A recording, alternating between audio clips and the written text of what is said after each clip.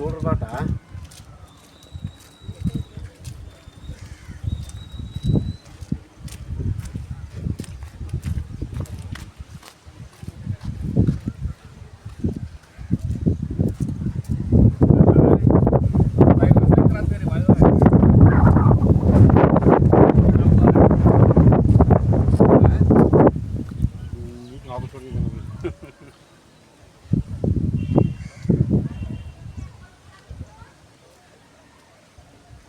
एक मिनट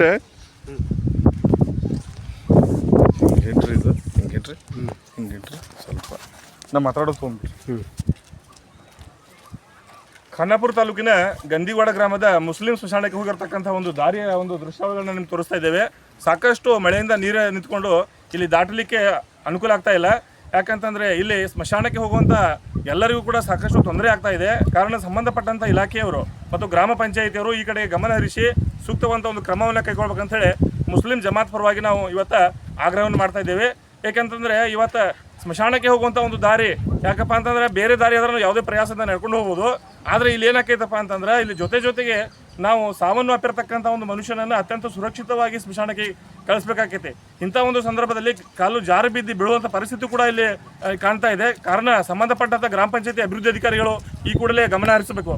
ಇಲ್ಲವಾದರೆ ಮುಸ್ಲಿಂ ಜಮಾತ್ ಎಲ್ಲ ಹಿರಿಯರನ್ನ ಕರ್ಕೊಂಡು ಗ್ರಾಮ ಪಂಚಾಯತಿ ಎದುರಿಗೆ ಪ್ರತಿಭಟನೆಯನ್ನು ನಡೆಸಲಾಗ್ತದೆ.